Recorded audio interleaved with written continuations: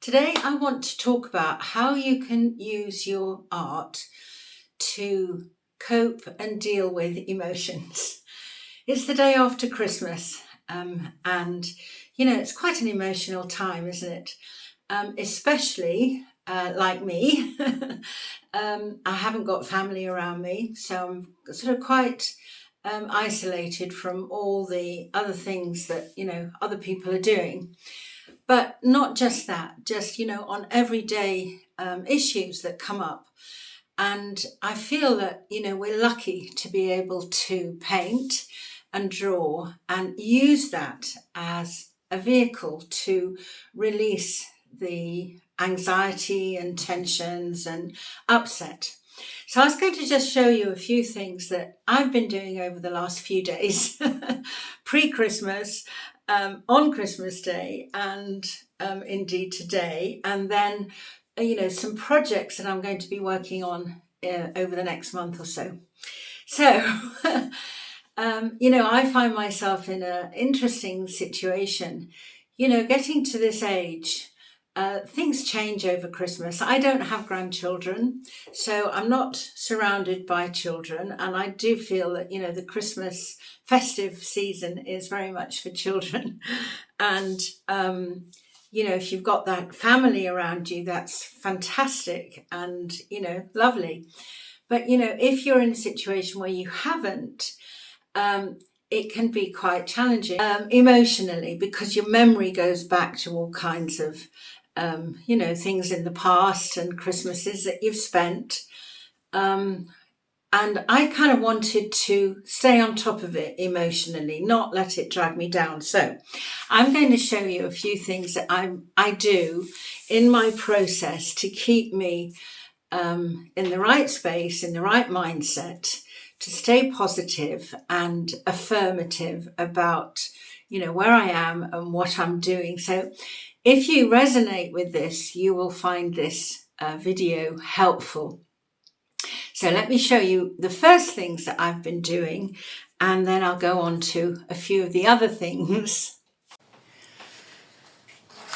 So one of my first things that I do, just to kind of relax and refocus my mind, is I do great big doodles of shapes and scribbles and all kinds of things, and it's very focusing.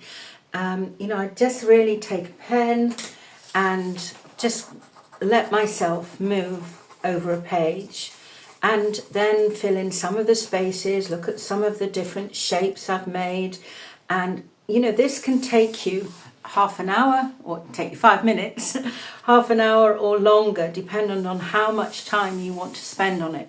But it's certainly kind of a breakthrough, and it's fascinating to do. And I do a lot of these. I'm just showing you.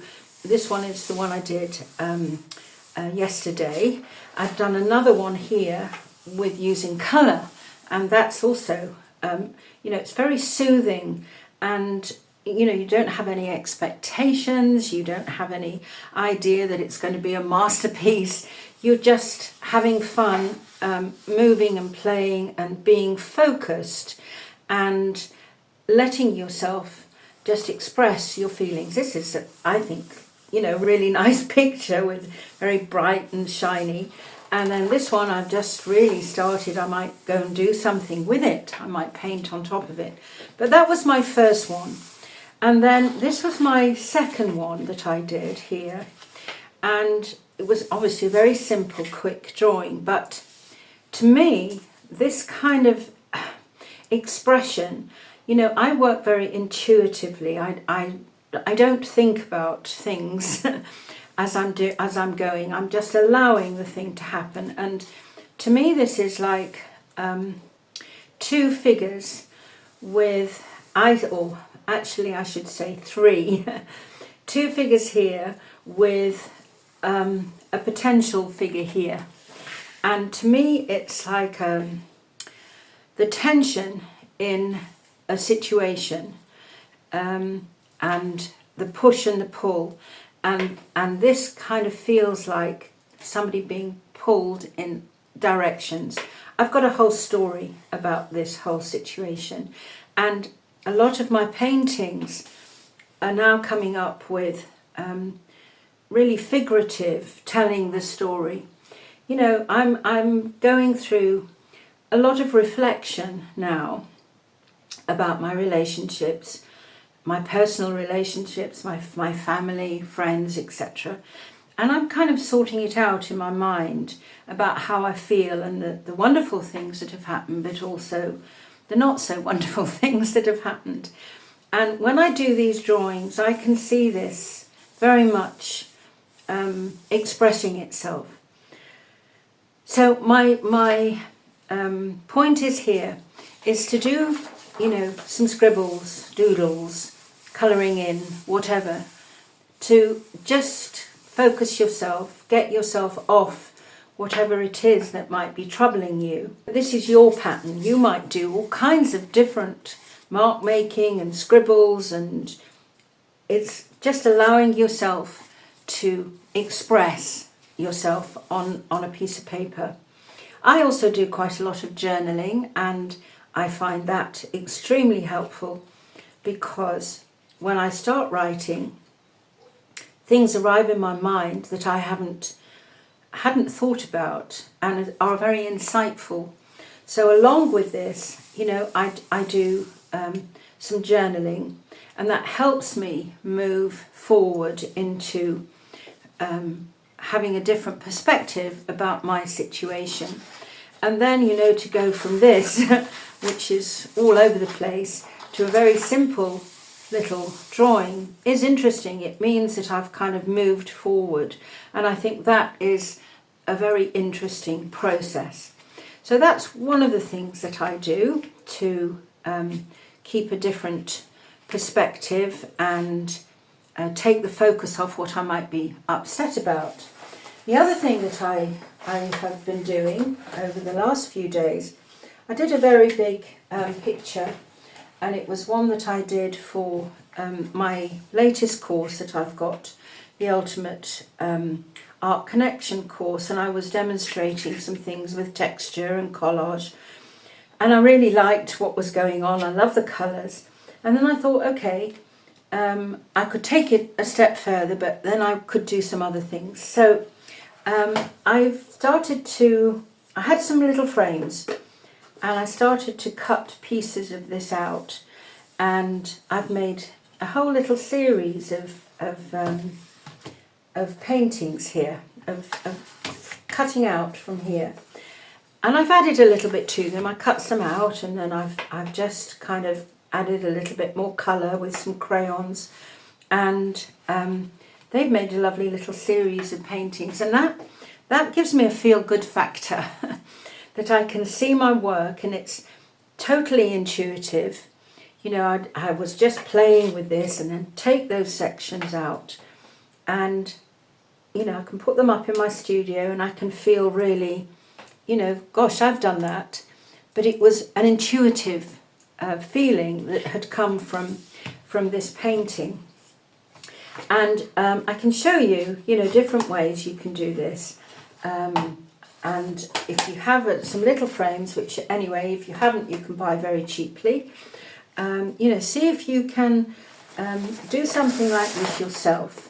So I have some board surrounds here, and different sizes, all different ones here. I'll just show these for now.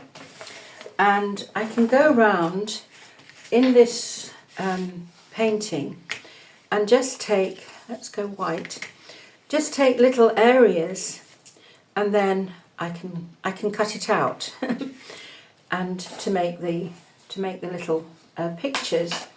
And you can do them obviously in all different sizes, you know, dependent on what kind of frame. And you start to have a look at different compositions here. You see, that's really nice. You know, I've got some nice colour contrasts. I've got some lovely texture. I've got these lines going through. Suddenly I've got a little abstract painting which is saying something. There's some life and energy in this, isn't there? And I think you could find that you would build up a whole little series of paintings. And then what you could do if you wanted to, is use the design that you can find in your painting to create a bigger painting. So you've already got, you know, a guideline of where you can put the, you know, where the paint is going and the composition, etc., the colours. You're already there with it, and then you can make a bigger one. And you're really sort of diving deep into what you've already done. And I feel that it's really motivating to and inspiring to do something like this with your play paintings. You know, I do a lot more play paintings than I do actual real paintings.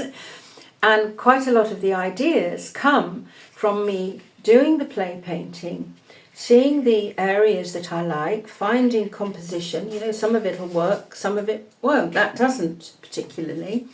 You know, I might come over here, see what's going on.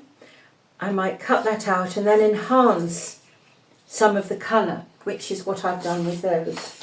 I've enhanced a little bit of colour on it, just to add to the composition. And as you go, you can, you know, you can have the smaller ones, you can have the bigger ones, and then you can use that as inspiration, you know, to put on canvas or to put on a bigger piece of paper. So I think you'll find that exciting, because you're using your play paintings in a very constructive way, and it's very motivating and encouraging, and gives you confidence. And it moves you into a new space in your mind, and that's what we're looking for.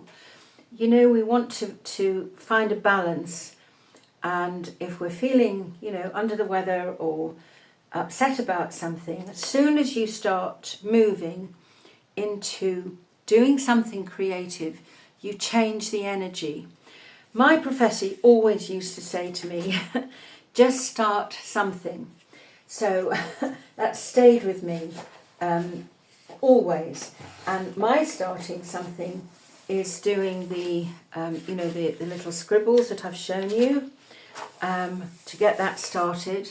And then moving forward, I get motivated into that. I'll do something else, and suddenly you've got the momentum happening. And that momentum takes you into a new space. So I hope you found that helpful, and you can use some of these ideas and this process at any time, really. It's a good starting point, whether you're feeling upset or not. It's a great place to begin, to get into that creative space. So there we are, a wonderful way to refocus, change your mindset, change your perspective, and release your creativity. And I'm sure you'll find it a fascinating process. Now, if you've got any questions, do leave them in the comments. I'm more than happy to answer them, or tell me your thoughts, and if you've tried this method, how it's worked for you. And if you want to take this a step further, I have a fantastic free Art Connection intuitive course, and also a free mini course on abstract painting, and I'll leave those links in the description below.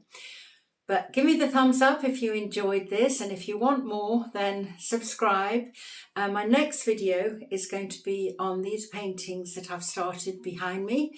I've started on a series of 3, so I'm going to take you through the process of using our intuition and our spontaneity to do some bigger paintings. So watch out for that next time, and I look forward to seeing you then. Have fun, lots of love. Thanks for watching. Bye for now.